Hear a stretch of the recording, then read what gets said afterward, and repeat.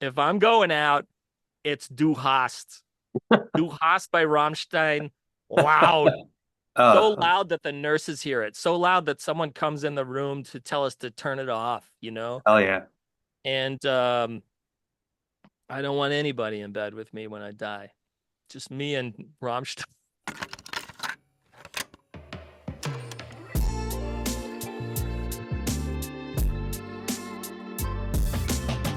So, welcome to the guest list with Patrick Hicks. I am joined today by musician, author, content creator, Mark Mallman. Mark, thank you so much for joining us today. Oh, it's awesome. I love you. I love your stuff. Thanks, and I appreciate it. So, today we are going to be building a playlist based on your life. And I figured it would be great to have you on because you are the playlist expert. You wrote the book, The Happiness Playlist. So, Mhm. you are well acquainted with making playlists. Uh, I never thought about that. You are, I think it's safe to say, Minneapolis music legend. Did you grow up in Minneapolis? I grew up in Milwaukee. Really? Uh, Okay, I didn't know that. yeah, yeah. And I grew up in Waukesha, Wisconsin, before Waukesha was as big as it is now. It was really small. And I came to Minneapolis in 1991 for art school. So I've lived here longer than I lived there. Let's start off with a song that reminds you of your childhood. So, growing up in Wisconsin, what was young musical Mark all about?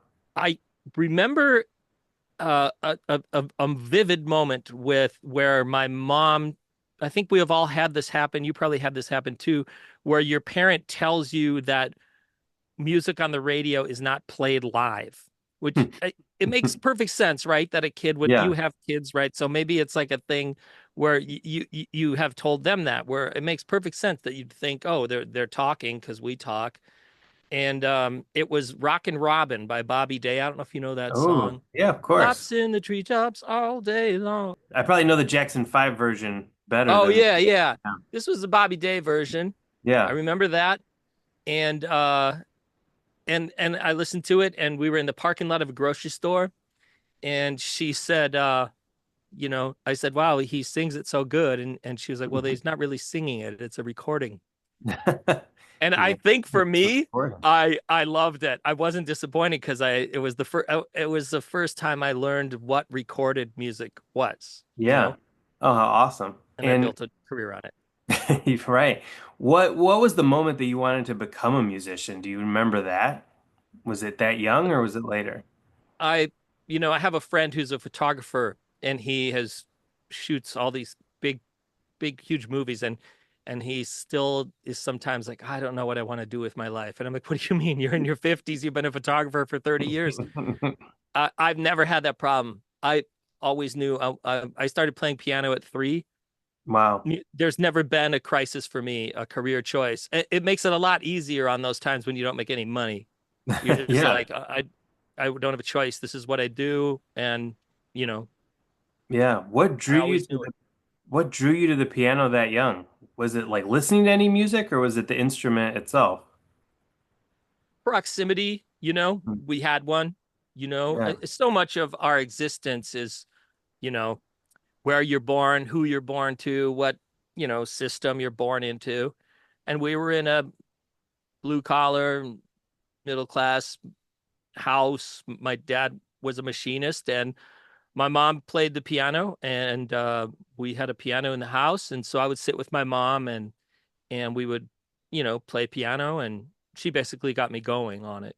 Yeah. So I think that, like, I don't think it was something like some magical force I was born with. It's just like it was there, and I grew Yeah. up with it.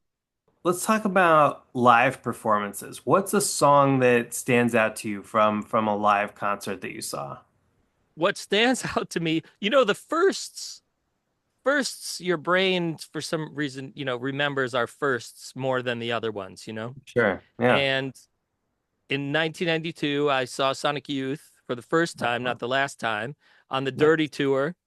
And it was my first time in the First Avenue nightclub up here in Minneapolis, formerly Yeah. owned by Prince. And Hmm. and since then, they had a First Avenue retrospect at the Minnesota History Museum, and there was a picture of me there. It said Mark Mallman has played the First Avenue complex 60 times. And I was like, Wow. oh my God, I don't remember all those. But I remember Yeah. the first time I was in that building. And so the song I remember is 100% from the Dirty record Yeah. by Sonic Youth. And there was a pit formed really fast in the center Hmm. of the club. It's a 1,500 person room. And, I had grown up with punks. We played a lot of, I remember, I knew what pits were from basement shows and shows at the Sure. YMCA and stuff, but I'd never seen an adult pit. Hmm. Adults at that time period were other people and 21-year-olds, and it freaked me out because I didn't Yeah. think of that song. I had in my mind 100% was kind of a more of a softer rock, not a soft song, but a Yeah. rock song, not punk. Yeah, I don't necessarily think of Sonic Youth as like a I'm gonna get in the mosh pit kind of band, but Yeah, but in 1992, it didn't even yeah. matter. I think You yeah, had your flannel every on, and that's what you did. did you get in the pit No, or you just observed? I was so into Sonic Youth, I didn't want to miss a second. It just did. Don't Yeah. bump me, don't touch me. I'm watching Sonic Youth. This is sacred, especially that young. Do you have any song that you associate with a specific activity? Like your cleaning song, your workout song, something like that? Uh, I'm I would say I work out in my garage and Yeah. I listen to classical music in there. I go to a lot of classical music. I listen to less, but when I work out, I find I want to get in a meditative way, so I just have the radio on. Okay. But I think, as far as like this sounds crazy, but I think Beethoven's Seventh Symphony, the second movement, bum bum bum bum Yeah. bum. Okay. It's a pretty famous one. It's very mellow, but it has this repetitive kind of thing. Uh, when you're lifting weights, it's just Hmm. it's I could see that. Okay. it's very mellow for me. It's very chill. I can see the trees and the sky and the sun, and it's a very mellow time in the garage. Wow. Okay. In the garage. Only you would work out to Beethoven. If I do work out, it's to like Slayer or something. So Most people I do. love Most it. people do. I think I have anxiety, so I've found that my workout routine is for me to calm down, not get hyped. Yeah. Okay. So I Well, we can actually try it. it's very methodic. Yeah. I need to work out more, so maybe that could be the secret for me. What's a song that gets you emotional?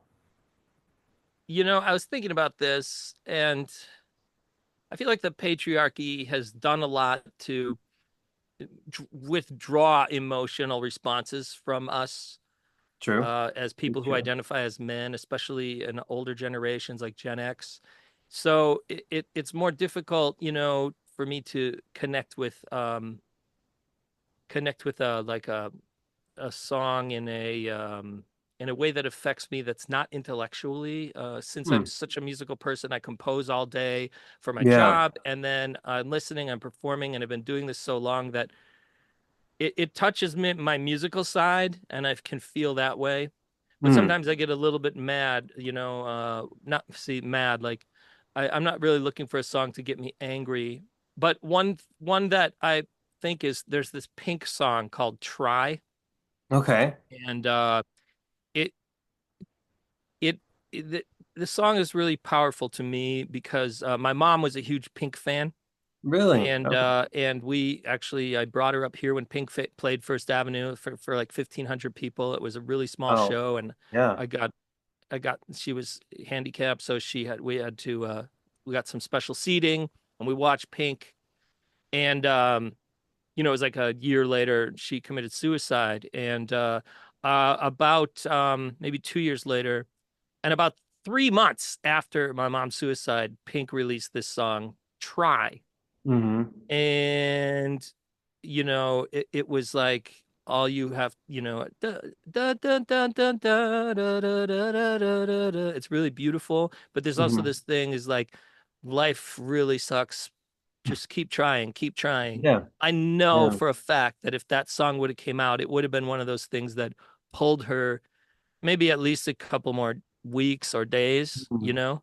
but then Yeah. again at the end she was so out of it that wouldn't have Wow. mattered. But I wish she would have heard that Heard that song. one. Yeah. Hmm. And I've tried to reach out to Pink about it. not hard enough, but maybe if she's watching this, she'll know that I'm glad she wrote it, but I wish she would have released it sooner. But Yeah. songs are powerful that way. You never Yeah. know what's gonna go out and do something. Yeah. No, for sure. Wow, that's a great answer. Okay, what is a song that you associate with a milestone in your life? In your career, you have career milestones and personal milestones, and I feel Sure. like this one I feel like combines them both. There was when Prince died out in front of First Avenue, the streets were packed and they had these concerts, you know, Yeah. for days and then the next year they did it again and I was invited to sing Delirious and Love that Raspberry song. Beret with the New Power Generation backing me up. No way. Oh, you Yeah. did? Yeah. That's hmm incredible. So that was cool. I mean, I've played with a lot of people, but for me, it was just like the fact that it was in Minneapolis. It was front of it was front of First Avenue. I was playing with people who'd played with Prince and two Yeah. songs that I really love, and I felt very welcomed by the audience. There were a Hmm. lot of people singing that day with NPG backing them up, but that was a personal one for me. You know, Yeah. That's incredible. it was So fun. what would you go, Delirious or Raspberry Beret? I did both. But if you had to pick one for this Oh, playlist, I would pick Delirious. yeah. I think it's a fantastic song. I like the Yeah, energy very and underrated. yeah, it's better for my voice too. Have you ever been to Paisley Park? Many times, many Yeah. times. I mean, my first time was a private show. It was the broadcast on VH1. I saw the Emancipation release show, Oh, nice. and I think that was 97 or 98. That was my first time there. And then just time and time again, Prince was very open with Paisley Park when it was Yeah. time. It would open it at night, and you'd get a text from somebody saying, "Hey, there's a party at Paisley. You'd go down there, be a party." And Oh, wow. sometimes you'd go. I've been to Prince rehearsals before. Really? So Um, did you meet Prince? the only time I ever had an interaction with Prince was I was at a party, and this is such a slight interaction, but I Hey. mean any interaction Yeah, to me, Prince, yeah. I was at a party, and as I think it was Esperanza Spalding was playing in the side room, and I was in there, and I'm tall, and I was Mm. watching, I was enthralled, I was amazed, and I felt somebody standing right in front of me. I looked down, and it was Prince, and I was in his way, and I just said, "Oh, I'm sorry," and then I turned sideways, and he walked past. All So right. I think it's funny, like I apologized to him. I felt like I was apologizing for my whole career, but it was still cool, But Yeah, come you're in on to his house. be. I mean, at those parties, you see him all the time. Sometimes he wouldn't Yeah. play, sometimes he'd just be around. But when he did play, it was otherworldly. Have you seen him? I got to see him one time on the musicology tour, and it was the best show of my life. It was, It's weird, right? Like it was weird. It was like something else. The yeah, way it was just astounding.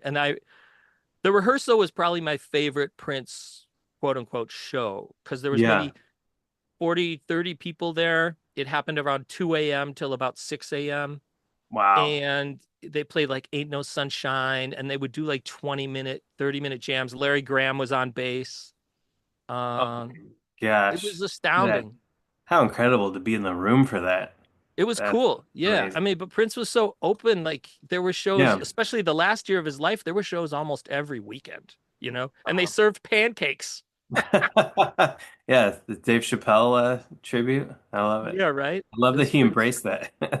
Prince had such a good sense of humor, Yeah, Even, yeah, for it was sure. difficult to work with, people say, but I mean, he just expected everybody to work as hard as him, and I don't think anybody could. No, yeah. What is the song that has some of your favorite lyrics? Are you a big lyrics guy? Are you lyrics over melody? Where do you usually fall? I'm lyrics over everything for sure, Really? absolutely.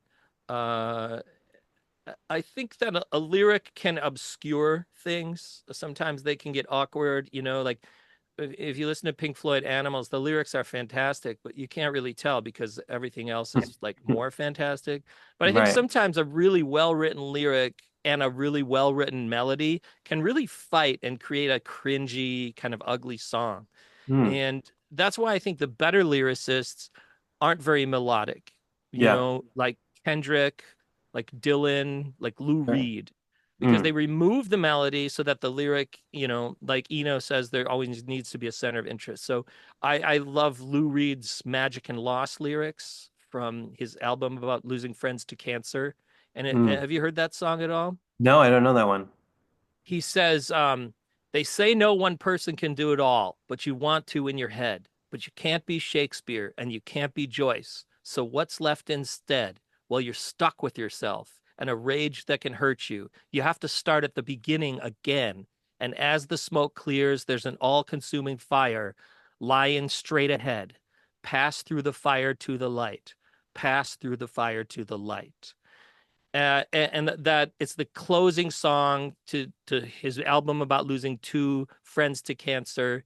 And you Yeah. hear him, you know, sometimes his lyrics can be kind of stupid in like a blue collar kind of perceived blue collar way, but this is just Sure. he cuts past the fake intellectualism, the real intellectualism, just to core raw wisdom in the end of that song. And the whole Yeah. song is just it's just full of like rhetoric that just blows your mind line after line. And I would say Yeah. also his song Dime Store Mystery does that too.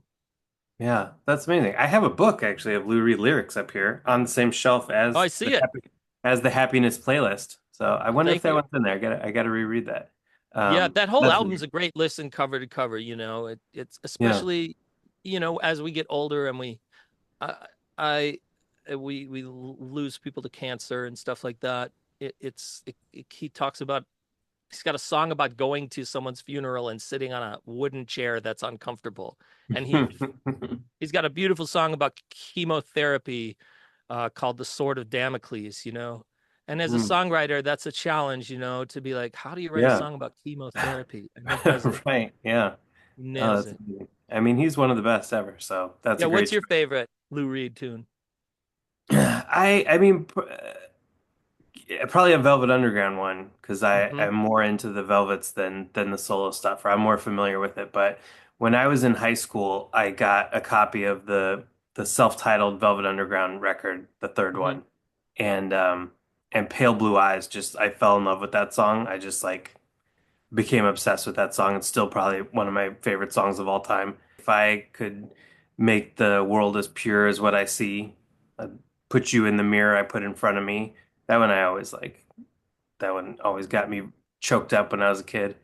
But it's funny because I did not ask for that album. I made a list for all my relatives. Like, here are the CDs I want for Christmas. And for my grandparents, who are actually from Minnesota, my Oh, Minneapolis, or okay. actually St. Paul grandparents, I said I want Dead Kennedy's fresh fruit for rotting vegetables. And Ah, for and for some reason, they sent me back that Velvet Underground record, and I'd sort of maybe known the name because they were an influence of other bands that I like, but I was just very into like hardcore punk, and um and that record is very mellow. It's yeah, even more it's mellow great. than their first couple. And I was like, what is this slow garbage? Like I want something, fast and raw. But then I just fell in love with it, and I always wonder to this day, like, how did that happen? Did they go into the record store and they didn't have Dead Kennedys? Yeah. And that was the closest thing, or did some cool St. Paul records shop guy be like, you know what? Give him this. Let's Oh, expand his horizons a little. I that still could don't be. know. So when you wanted faster and more raw, what did you do when you heard Sister Ray for the first time? Yeah, then when I worked backwards, I was like, whoa, okay, now I see. Because I think I knew because I was really into the Misfits, and I think I knew that like Glenn Danzig was a big Velvet Underground fan, and I listened to like Pale Blue Eyes, and I was like, what? How did we get to Bullet from here? So then when I But went what's backwards and got to White Light, White Heat, I was like, oh, okay, I get it. I get it now. I could totally hear Glenn Danzig singing Pale Blue Eyes, though. I mean, now, yeah, Yeah. I would love to hear that. Yeah. You have very eclectic taste, I think, in the happiness playlist, in the stories that you cover on TikTok. This might be hard, but what is a song you think people might be surprised that you love? I Yeah, I had a long time thinking about this one for that exact reason because Yeah. part of my job, especially when I was composing a lot for like movie trailers and ads and stuff, you would get Hmm. a call one day where they want the scary music, the next day you get a call where they want I had this one client called me in 2000, I don't know, 8 or 2009 and said, "Hey, Kmart needs this kind of music. I don't know what it's called." And he sent me that Bauer song that what was that Bauer song? It was the Harlem Shake, is that right? Oh, Everyone okay. and I was like, this is called trap music. This is called trap music.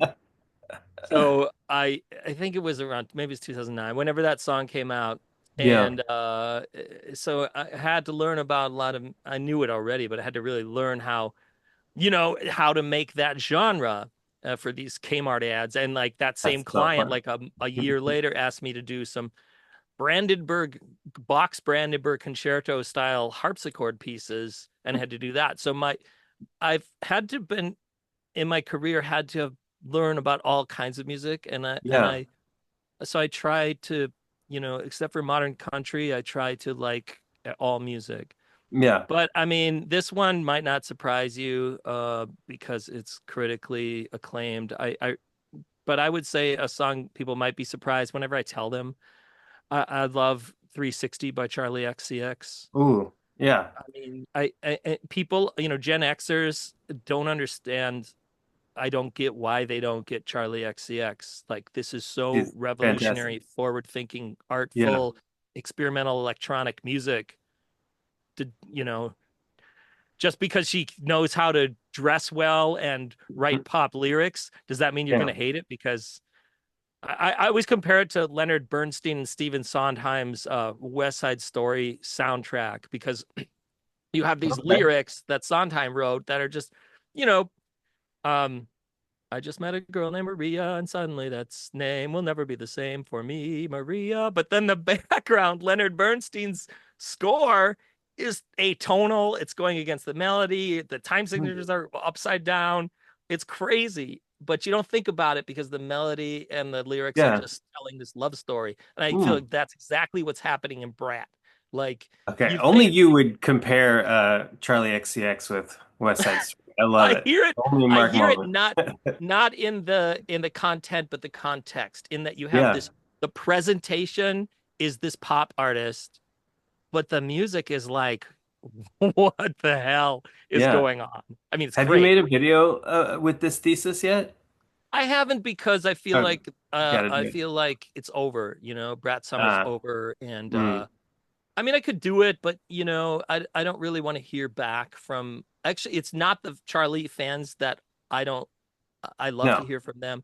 It's the sort of misogynist, older Hmm. white males that just spew negativity over everything, and I don't want to hear Yep. them talk about Charlie XCX that way. Yeah. You know what I'm Yeah. saying? There are definitely videos I avoid for that same reason. You don't want to hear from those, but It's just like I don't want to deal with, yeah. like I don't want to deal with you and your negative commenting. It's not there. I don't care if someone makes fun of my hair or fun of my whatever attitude or looks, but when they just negatively spew about an artist and how much they Yeah. dislike an artist, like that's not why I spend my time making TikToks. I feel like, people mistake the point of music. Music is Yeah. like a light. You turn a light on and it makes the room brighter. A colored Hmm. light makes it blue or red or green. This is what music does. So why are you mad about a song again? Uh, what? It's like someone being mad at shrimp because they're serving shrimp for dinner. It's like, don't be mad at shrimp. But I feel like Don't be that mad is at how so many people are. They would be. They'd be like, I don't like shrimp. Why are you eating shrimp? I don't like it. Oh, what the Like, what? hell? Yeah. Yeah, it's like it's judgment that defeats us. Like I can promise you, I promise that, no matter how much you hate the Sabrina Carpenter song, the top people in the business, and she's incredibly talented, and you look like a fool right now when you're saying how Mhm. stupid this is. Right. You're the stupid one. So tell me a song that you love that somebody else introduced you to. This is interesting because I don't even love the song, but it makes me very happy. Okay. I actually just happened to be wearing this shirt, but 2 years ago when I had toured on bass with Vision Video, we were doing Mhm. 45 Graves Party Time from Return of the Living Dead. Nice. And we did it every night. It just reminds me of that tour. It reminds me of really beautiful times. So much about songs have to do with the memory associated with them. If Sure. someone Yeah, of course. is critics or like hardcore music fans, we only think of the thing, but somebody might like a song that you would be like, oh, that's cringe, and they're like, well, I mean, I'll tell you, you can cut this out or not, but a really good example of that is I was officiating a wedding earlier last year, and at the rehearsal, the bride and the bride's mom walked down the aisle to Werewolves of London. Oh, And I that's was awesome. like, what the heck is this? This is like, are they drawing attention to themselves? It's like one of those Hmm. cringy things you see in a video on like a Yeah. viral video on Oh, sure. TikTok. Yeah. Are So they trying to go viral? afterwards, yeah. So afterwards, she comes up to me and she said, "Hey, I want to tell you why I picked that song." And I was like, "Okay." And she said, "Well, my dad died last year and he can't be here at the wedding. And my Hmm. mom and dad, that was their song, Werewolves of London. For whatever reason, it followed Yeah. them through their lives. And when he was dying, we had a radio in the hospital room, and he was very sick. And my mom said, I think it's time. I think he's going now. Like partners get that close, they know it. She said, play it. And you know, like Ingrid Bergman, play it, Sam. She said, Yeah, play yeah. it. She got into bed with her husband, and the Wow. family was there. They cranked Werewolves of London in the hospital room, and he died with her in his arms, him in her arms, his wife's arms, and Werewolves Hmm. of London playing. And she's like, so, and the bride is like, so, and I just got chills when I heard that Yeah. story. Oh, And I wow. was just like, she's like, so that's why I'm playing it, because it's a celebration of joy. It's a celebration of my dad. And I Yeah. was just like, well, there's your judgment defeating Right. you Yeah. again, You felt Mark. like a Like total asshole. I never said anything that I thought it was a cringe song. There's a bad song. Never said anything, but in Right. my mind, I was like, we're always being taught when we learn the backstory of something, there's a good reason for it. Yeah. Wham. What song would you pick to if to die next to somebody in bed to? That's a heavy question. What song would you pick to die next to somebody in bed to? Yeah. Holy crap. I mean, right now, I mean, I got, like, despite everything we talk about, like, my core music is goth. It's what I listen Hmm. to, it's what I enjoy in my free time. Goth, dark goth. Right now, I would be like, if I'm going out, it's Du Hast. Du Hast by Rammstein. Loud. So Oh, loud that the nurses hear it. So loud that someone comes in the room to tell us to turn it off. hell yeah. And I don't want anybody in bed with me when I die. Just me and Rammstein. Yeah. It's you and Rammstein. I love it. I mean, it doesn't have to be a beautiful transition. Yeah. No, go out on your own terms. That's awesome. What's a song that you've put on a mix that you've made for somebody? Okay, this one was really easy because the song that I'm always introducing people to that not many people have heard that everybody needs to hear is a song called Molten Light by an artist on Sub Pop named Chad Van Galen. Hmm. Okay. And I don't know this one. So you're and the introducing it to me video too. is an animation that he did himself, and it's one of the best songs. It's one of the best songs I know. I'd put it in my top Really? 50 best songs I've ever heard. It's a little Wow. parable about a woman coming back from the grave and killing her assaulters in a church, these men. And Love it. it's paranormal, it's horrifying, and it's chilling, like when they get to the end. But it's told in a parable, like it's told like it's not like Cat Power and Names where it's this horrifying story that's told in a truthful way. It's told like a yeah, like a nurse, sort of like a nursery rhyme, but it's also really dreamy. Chad Mm. Van Galen, Molten Light. Oh, I gotta check it out. That's you sold it Yeah. beautifully. All right, last question. What is the most recent song that you've fallen in love with? It could be recent to you, could be, Yeah. recently released. It's up to you. I read a study recently that they did like 700 people of different ages, and they found that most people's favorite music was whatever they were listening to when they were between 17 and 20. And it didn't Mm. matter, like it could be if your dad was listening to CCR and and it didn't matter whatever it was during that time period. It wasn't so much the genre, it wasn't so much the trend, but it was just what you were listening to when you're 17 to 20. And I find as I get Mm. older, it's just very fewer, and maybe you know this experience too, but it's fewer and further between that I fall in love with the song. Mhm. You know, it I just do, I feel like as I get older, it's just I have to be more actively seeking it out. Like if I wasn't purposely seeking out new music, I probably would just, be listening to the same old stuff, but I kind of like want to go out of my way to be like, what is new? And Yeah, I can see that. I think as I get older and I do these music history things every day, I mean, right. My answer to your song is Freak Slug's song, Spells, and maybe her yeah, song Licorice. It's a new record. It came out last year. But I think sometimes I don't get obsessed with songs like I did when I was young, when it just purely sure. appealed to my emotions.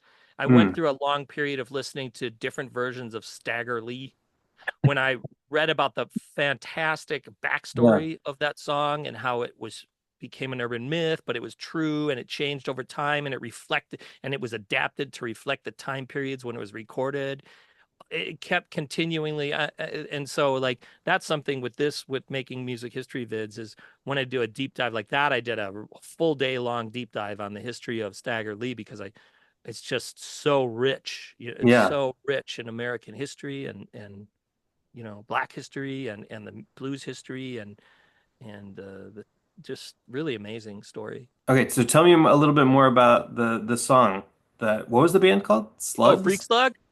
Freak Slug. Okay, yeah. Freaks, yeah, Slug is this Xena Genovese, she's from Manchester artist, and Mm, it's just one of those things like kind of like Superorganism was, where it mm, does this really textural balance between pop and slacker indie. It's yeah. a female fronted like bedroom pop, I think, kind of thing, but there's guitars and sloppy textures and the singing goes off key and it's gourmet experience. It's not it's rough in all the right places. It's elegant in a way that you wouldn't be able to perceive unless you like listen to music all the time for like it's one of those things that you're hearing me talk about it and it's like, oh, that's so pretentious, but we got to remember the word pretentious means requires pretense of knowledge, and I've listened to a lot of recorded music, I've made albums, I've composed for 50 years or 47. I started when I was 3. And so, yeah, like I do have a complicated palette.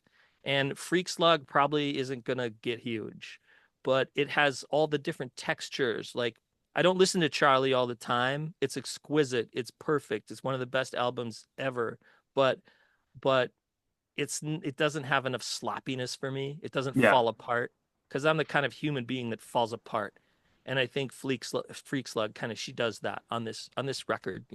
Well, Mark, thank you so much. I think this playlist is amazing. I really appreciate you sitting down to talk to me. What do you have going on? Do you have anything to plug? When is the next book Ah, coming out? yeah, a lot. A book doesn't come out till next year. The Yeah. old book, Happiness Playlist, is still available. The new album is called Magic Time. It's a paranormal concept album, and it comes out in June. And then yeah, so I'm just promoting the album right now. Thank you so much to Mark for joining me. You've heard the stories, now hear the songs. Go to wherever you listen to music, Spotify, Apple Music, Tidal, look up the guest list with Patrick Hicks, and you can listen to Mark's personalized playlist.